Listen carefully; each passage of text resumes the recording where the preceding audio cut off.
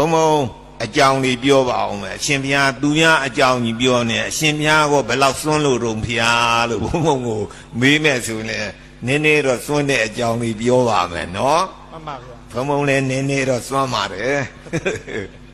ပြောပြအောင်မယ်ကြွားတယ်လို့လည်းမအောင်းဘူးပါနဲ့ကြားလားမှန်ပါဗျာ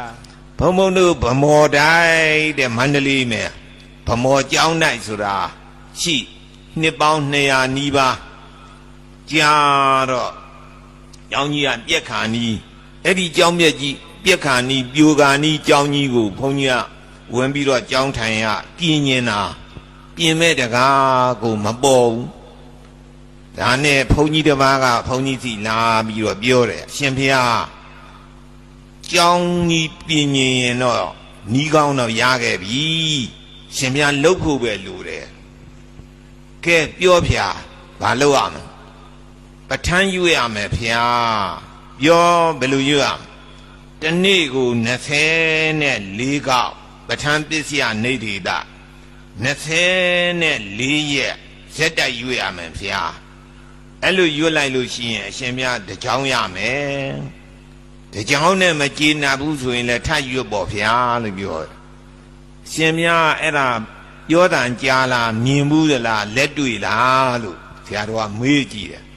တပည့်တော်တော့လက်တွေ့မဟုတ်ဘူးဗျာတဲ့ရန်ကုန်မယ်တောင်ဥက္ကလာပငွေကြရန်ကျောင်းတိုက်ဆရာတော်ဥယျဝရလက်တွေ့ပါဗျာ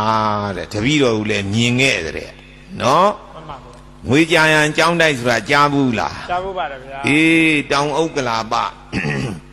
အဲ့ဒီမိုးကောင်းဖျားနာလေးမယ်အဲ့ဒီငွေကြရန်ဆရာကြီးဖျားတဲ့တနေ့ကို24ခေါက်24ရက်ရွတ်တာကျောင်းတစ်ကျောင်းရတယ်ဖျားကျောင်းတကပေါ်တယ်တကျောင်းနဲ့တော့မဖြစ်သေးဘူးဆိုပြီးတော့နောက်ထပ်24ခေါက်တရက်24ခေါက်24ရက်ဇက်တိုက်ရွတ်နောက်ထပ်ဒုတိယကျောင်းတစ်ကျောင်းပေါ်တယ်တကျောင်းကနေမယ်တကျောင်းကစားချမယ်မရတတ်သေးဘူးဆွမ်းစားကျောင်းလေးလူလေးတယ်ဆိုပြီးတော့နောက်တစ်ခါ24ရက်24ခေါက်စီရွတ်တကြောင်ပေါ်တယ်3ကြောင်ဇက်တက်ရတယ်နော်ဒီအဲ့ဒါလက်တွေ့ပါဗျာဆိုတော့ဘုံဘုံကစဉ်းစားတယ်ဟာငါတော့တပည့်တော်ကတော့ဗျာလက်တွေ့ဆိုလဲယုံတော့ယုံပါတယ်တပည့်တော်အချိန်နဲ့မအားပါဘူးတနေ့တစ်ခေါက်တော့ရွတ်မယ်ဗျာလို့ဘုံဘုံကတနေ့တစ်ခေါက်ပဋ္ဌာန်းရွတ်ပါတယ်တနေ့တစ်ခေါက်ပဋ္ဌာန်းရွတ်တာ9နှစ်ကျော်ပါတယ်ကျောင်းတကတရားမှမပေါ်ဘူးနော်စိတ်မပြတ်ပါဘူးဩ तू က24ရက်24ခေါက်ပြောတာငါတစ်ခေါက်ရွတ်တာကိုလို့ပဲအဲ့လိုပဲထားနောက်ဘုံဘုံတို့ဗမောတိုင်သားလေးမယ်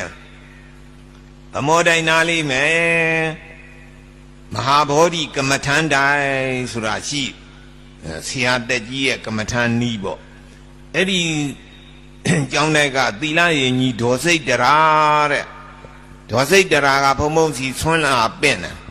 ဘယ်နေ့ဘယ်ရက်ဆွမ်းစားကြွပါဗျာနေဆွမ်းစားဘယ်နှစ်ပါအဲ့လိုပင့်တယ်ကောင်းပါဗျာဒေါ်စိတ်တရာထားတယ်ခင်ဗျာမိမသားဖြစ်နေပြီးတော့တော်တယ်ဗျာယောက်ျားတွေတဲ့တောင်မှတော်နေတယ်ခင်ဗျာသူကမဟာဗောဓိဇေဒီကြီးအိန္ဒိယကဗုဒ္ဓဂါယာကမဟာဗောဓိဇေဒီနဲ့အတူဇေဒီကြီးတဆူတဲတယ်နော်မိမသားဖြစ်နေပြီပြီးတယ်ပြီးပြီးတော့စိန်မှုသူများဖရားတွေစိန်မှုတစ်လုံးတင်သူကစိန်မှု6လုံးတင်တယ်6ဘူးရှင်လို့နာမည်ပေးတယ်အဲ့ဒီတော့ခမညာတော်လိုက်တာဖရားကြီးလည်းပြီးအောင်တီးနိုင်တယ်စိန်မှုလည်း6လုံးတင်နိုင်တယ်နှစ်စဉ်လည်းဖရားပွဲကြီးကျင်းပပူဇော်တယ်အဲ့တော့ခမနီးကောင်းလမ်းကောင်းလေးရှိရင်ကျုပ်ပေးသားမှာဗျာကျုပ်မဲ့ဟိုဟောဒီကြောင်းကြီးပြင်းရင်းနေတာမပြင်းနိုင်လို့ပြောတာ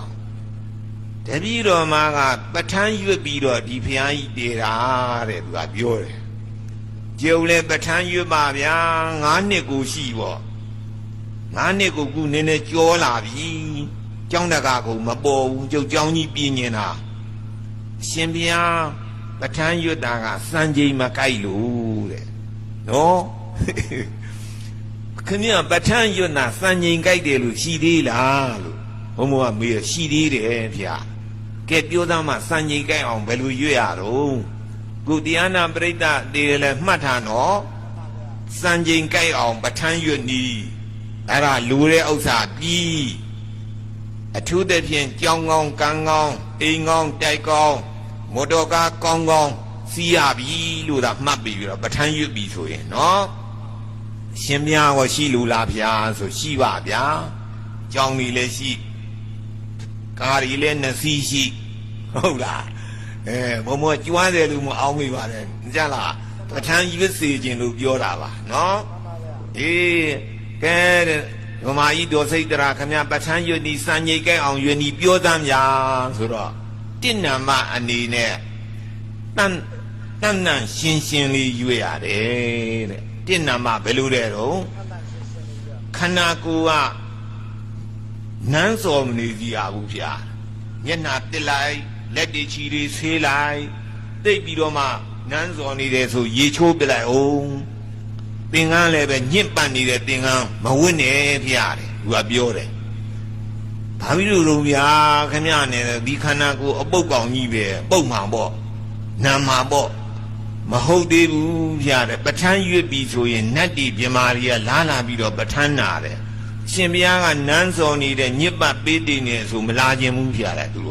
လူစော်နန်းနဲ့ဆိုပြီးတော့နော်အဲ့တော့တဏ္ဏမဘာလို့ရမလို့တဏ္ဏရှင်းရှိစီရမယ်မျက်နှာတစ်လိုက်လက်တွေချီတွေဆေးလိုက်သင်္ကန်းညစ်ပတ်နေတယ်ဆိုရင်လဲလိုက်အဝတ်တွေအင်ကြီးလုံကြီးတွေညစ်ပတ်နေလဲလိုက်တဏ္ဏမနော်နှစ်နာမကဲဘာတော့ညာဆိုတော့နှစ်နာမအချိန်မှန်မှန်ရွတ်ရတယ်ဗျာနှစ်နာမဘာလဲတော့အချိန်မှန်မှန်ရွတ်ပါတယ်ဗျာအချိန်မှန်မှန်တော့ဘာဖြစ်လို့တော့ဗျာတနေ့တစ်ခါရွတ်တော့ပေါ့ဘုံဘုံကအဲ့လိုပြောတယ်မဟုတ်သေးဘူးဗျာတဲ့ဥပမာအားဖြင့်အရှင်ဘုရားရှင်းနာကြီးပဋ္ဌာန်းရွတ်တယ်ထားပါတော့သူတို့ချင်းပြောတယ်တဲ့နောက်ပိုင်းကြတော့တို့ရှင်းနာကြီးထိုးပြီဗမောဆရာတော်ပဋ္ဌာန်းရွတ်လိုက်မယ်တွားပဋ္ဌာန်းရနာကြသူဆိုလာဒီကြတော့အရှင်ဘုရားပဋ္ဌာန်းမရွတ်ဟိုလုတ်ဒီလုတ်လျှောက်လုတ်နေတယ်ဆိုရင်စိတ်တူပြန်သွားကြတာတဲ့ဟုတ်ကလားအဲ့ဒါကြောင့်နှစ်နာမအနေနဲ့ဘယ်လိုရွတ်ရမလို့အချိန်မှန်မှန်ရွတ်ရမယ်ကဲကောင်းပြီဗျာအချိန်မှန်မှန်ရွတ်မယ်သုံးနာမကဘာတော့သုံးနာမကတီဗီနာလာလေးကျေလေးရွတ်ရတယ်တဲ့အရှင်ဘုရားကဟေတုပစ္စယအရမဏပစ္စယဒီပတိပစ္စယနဲ့ဒီလိုလေးစီမံမှန်းတဲ့လိုလေးလုပ်နေသူတို့ကမကြားဘူးပြရတယ်နော်ဘယ်လိုရွတ်ရမလဲတော့ကျေလေးပြီးသားတာလေးရွတ်တဲ့ကဲကျုပ်ရွတ်ပြမယ်ဗျာဆိုဟေတုပစ္စယအရမဏပစ္စယဒီပတိပစ္စယအနန္တရပစ္စယကြိုက်ကလားကြိုက်တယ်ဗျာအဲ့လိုရင်ကောင်းတယ်တဲ့သူကအဲ့တော့သုံးနာမကပြီးသားတာကျဲရွတ်လေးနာမကခြီသေးလားဗျာဆိုလေးနာမကြတော့ပြီးပြီဆိုရင်ပဋ္ဌာန်းတရားနာတဲ့နတ်ဒီပြမာတွေအမျှဝေပါဤဖေဟာအမျှဝေပါဤဗျာဆိုပြီးတော့အမျှဝေလိုက်အရှင်ဘုရားလူကျင်တာလေးလေပြောလိုက်တဲ့မပြောလဲကိစ္စမရှိဘူးဗျာသိတယ်တဲ့သူတို့ကနတ်ပြမာတယ်သူများစိတ်အကြံသိရှင်ဘုရားကြောင်းကြီးပြင်းနေတယ်ဆိုသူတို့ကသိအဲ့ဒါနတ်တွေပြမာတွေလို့လိုက်ခဏလေးပြီးပါတယ်ဗျာလူတွေဒါခက်နေတာပါဟုတ်ကလားကဲဒီလိုဆိုရင်ဒေါ်စိတ်တရာကျုပ်ဒီနေ့ကစပြီးတော့ခမည်းပြောသလိုစံချိန်ကြိုက်အောင်ရွတ်မယ်ဗျာလို့ပြောပြီးတော့ရွတ်ဩ तू ကပြောသွားတယ်စံချိန်ကြိုက်မကြိုက်ကဘယ်လိုလုပ်သိရမလို့ဆိုရင်တခန်းလုံးတစ်ကြောင်းလုံးမှုကြိုင်လာပြီဆိုရင်အဲ့ဒါစံချိန်ကြိုက်ပြီဗျာတဲ့ဘယ်နဲ့ကြောင့်လို့နတ်တွေပြမာတွေလာပြီဗျာတဲ့သူတို့လာလို့ရှိရင်မှုကြိုင်နေတာသဘောကျလားအေးအဲ့ဒါမှုကြိုင်လာပြီဆိုရင်စံချိန်ကြိုက်ပြီနတ်တီပြမာတွေလာပြီလူကျင်တဲ့ကိစ္စတွေပြီးပြီဒါအောင်းမေ့ပြီတော့တိတ်တိပေါက်ပြီဒါနဲ့ဘုံဘုံကရွတ်3-4လလောက်ရှိတော့မှုေးပါတယ်3-4လလောက်ရှိတော့မှုေးတော့စိတ်ကူးတယ်နတ်တီပြမာတွေတော့လာပြီနဲ့တူတယ်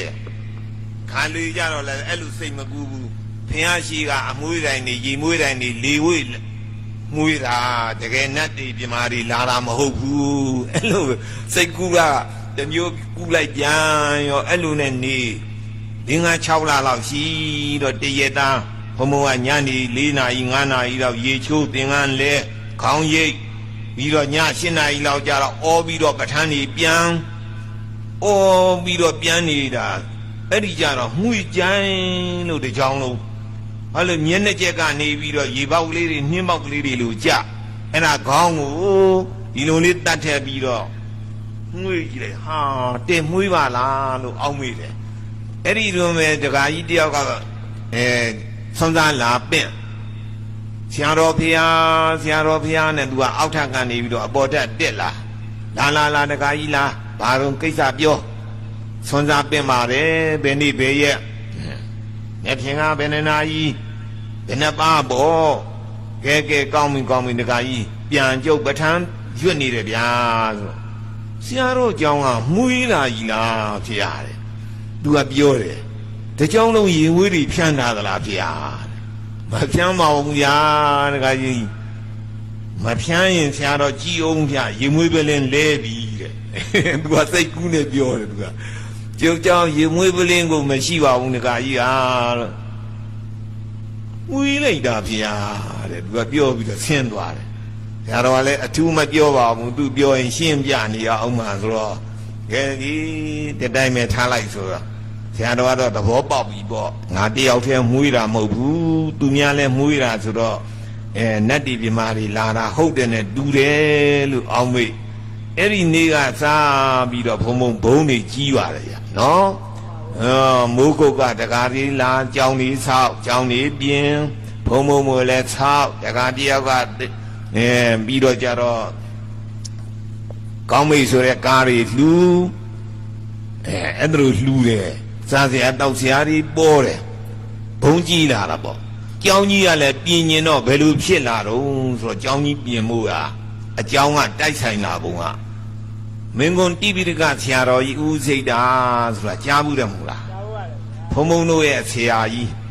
ဘုံကအဲ့ဒီသွားပြီးတော့ပိဋက3 ပုံပြန်တဲ့ပုဂ္ဂိုလ်တွေစာ9 နှစ်ခွဲချပေးပါတယ်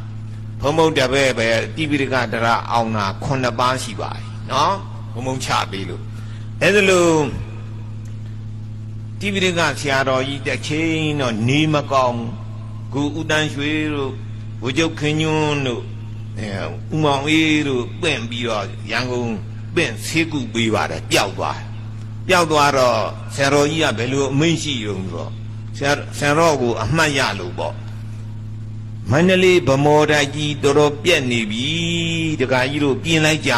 လို့ပြောတယ်အဲ့လိုပြောလိုက်တော့သူတို့ကလည်းအားတင်တယ်ပေါ့ဟာဆရာတော်ကြီးကဗမော်ဆရာတော်အတက်ပြောပြီးတယ်အဲ့တော့ဦးတန်းရွှေကဟေးမောင်ခင်ညင်သွားပြီးတော့ပြင်လိုက်กว่าမယ်ကောင်းပြင်လိုက်ရမလားဖေဘယ်လိုပြင်လိုက်ရမလို့မေးတယ်ကောင်းသာပြင်လိုက်စမ်းပါกว่าဆိုအဲ့လိုပြောလိုက်တာနဲ့ဘုံကြောင်ကြီးအကောင်းစားဖြစ်တယ်ပေါ့ဗျာနော်